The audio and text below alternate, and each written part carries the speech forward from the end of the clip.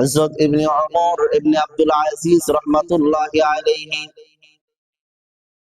ওমর ইবনে আব্দুল আজিজ রাহমাতুল্লাহি আলাইহি মুসলমানদের পঞ্চম খলিফা। তিনি মিম্বারে বসে বক্তৃতা দিচ্ছিলেন।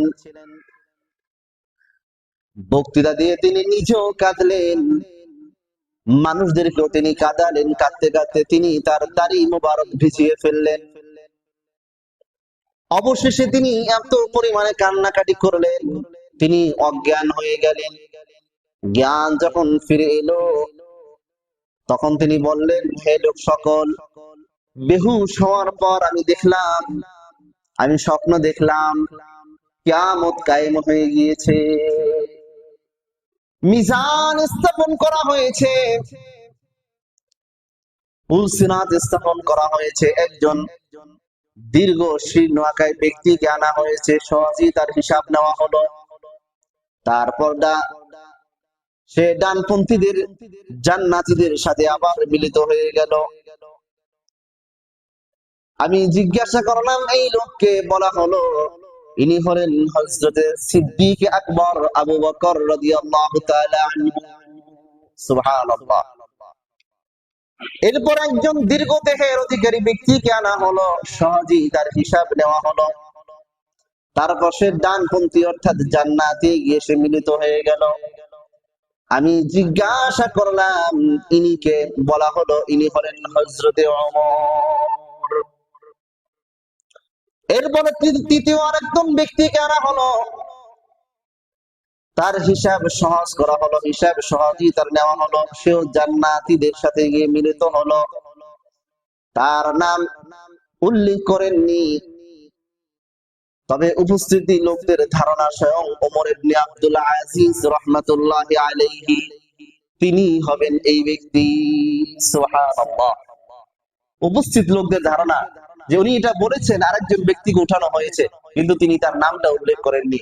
যারা মজলিসের সামনে যারা ছিলেন তারা বললেন যে আমাদের ধারণা এটা যে এটি ওমর ইবনে আব্দুল আজিজই হবে। উনি নিজেকে নিজে দেখেছেন। জোরে বলেন সুবহানাল্লাহ। তারপর রাসূলুল্লাহ সাল্লাল্লাহু আলাইহি ওয়াসাল্লাম মিলেন, তার জন্য একটি তাবু স্থাপন করা হলো। তারপর আলী রাদিয়াল্লাহু তাআলা আনহু আসলেন, হযরত মুআবিয়া রাদিয়াল্লাহু তাআলা আনহু প্রবেশ করলেন।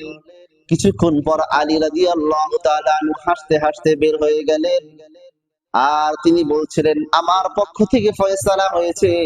মুআবিয়া রাদিয়াল্লাহু তাআলা আনহু তিনিও ওই তাবুর মধ্য থেকে হাসতে হাসতে বের হয়ে গেলেন। তিনি বললেন আমাকেও মাফ করে দেওয়া হয়েছে। সুবহানাল্লাহ। তিনি বললেন এরপর আমি দুর্গন্ধময় শরীরে পচন ধরা মানুষের পাশ দিয়ে আমি যাচ্ছিলাম। এমন মানুষের পাশ দিয়ে যাচ্ছিলাম যে শরীরের পচন ধরে গেছে, দুর্গন্ধ ছুটছে। তখন আমি অতিষ্ঠ হয়ে বললাম ছি ছি, তুমি কে? বলল আমি হাজ্জাজ ইবনে ইউসুফ। আমি বললাম আল্লাহ তাআলা তোমার সাথে কেমন ব্যবহার করেছেন? সে বলল আমি যাদেরকে অন্যায়ভাবে হত্যা করেছি প্রত্যেকের বিনিময়ে আল্লাহ তাআলা আমাকে জাহান্নামের ভিতরে একবার করে হত্যা করেছে। আর সাঈদ ইবনে যুবাইর রাদিয়াল্লাহু তাআলা আনহুকে যে আমি হত্যা করেছিলাম, তার হত্যার বদলে আল্লাহ রাব্বুল আলামিন আমাকে জাহান্নামের মধ্যে ৭০ বার হত্যা করেছে। নাউযুবিল্লাহ। হাজ্জাজ বিন ইউসুফ, তার ইসলামে তার অনেক অবদান আছে।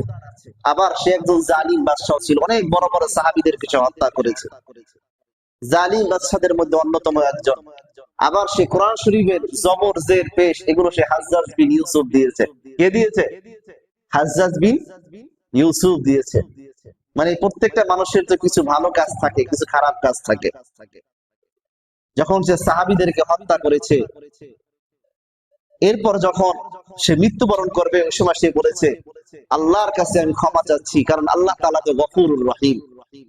এই জন্য দুইজন ব্যক্তির ব্যাপারে আমাদের আহলুস সুন্নাত ওয়াল জামাতের আকীদা হলো যে হাজ্জাজ বিন ইউসুফ এবং ইয়াজিদ, এই দুইজন ব্যাপারে আমরা রহমাতুল্লাহি আলাইহি বলতেও রাজি না, আবার লানাতুল্লাহি আলাইহি বলতেও রাজি না। যে আল্লাহ তার উপরে লানত নাজিল করুন এটাও বলবো না, আবার রহমাতুল্লাহি আলাইহি যে আল্লাহ তাকে রহম করুন এটাও বলবো না। আমরা মধ্যম পন্থার অবস্থাতে থাকবো, এটা যে তার ফয়সালা, তার বিচার এটা আল্লাহ রাব্বুল আলামিন করবেন। এটা এই জন্য আমরা ইয়াজিদকে আমরা কাফেরও বলি না, আবার একদম আল্লাহ ওয়ালাও বলি না। আমরা সাধারণ মুসলমান হিসাবে আমরা জানি। কিন্তু হাজ্জাজ বিন ইউসুফকেও আমরা কাফের বলি না, কিন্তু সাধারণ মুসলমান হিসাবে আমরা জানি। আবার আল্লাহর ওলিও আমরা ভাবি না। কিছু ব্যক্তি আছে ইয়াজিদের ব্যাপারে অনেক বাড়াবাড়ি করে, আর কিছু ব্যক্তি আছে তারা সারাসারি করে, করতে করতে একদিন তাকে কাফের বানিয়ে দেয়। তা উভয়টা একদম সারাসারিও ভালো না, আবার একদম বাড়াবাড়িও ভালো না, মধ্যম পন্থা অবলম্বন করা ভালো। কথা বলেন ঠিক কিনা? কারণ তার আমলের হিসাব সে আল্লাহ তাআলার কাছে দিবে। হুসাইন রাদিয়াল্লাহু তাআলা আনহুকে শাহাদাত করিয়েছে, সে তাকে হত্যা করেছে, যদিও সরাসরি ভাবে সে জড়িত না, কিন্তু পরোক্ষভাবে সে জড়িত, এবং সে পরোক্ষভাবে জড়িত। এরপরে হুসাইন রাদিয়াল্লাহু তাআলা আনহুকে যে এই শাহাদাত যে করিয়েছে, যে হুসাইন রাদিয়াল্লাহু হত্যা করেছে, হত্যার বিচারও সে ইয়াজিদ করে নাই। তাই এই জন্য আমরা এই দুই ব্যক্তির ব্যাপারে মধ্যম পন্থা আমরা অবলম্বন করি।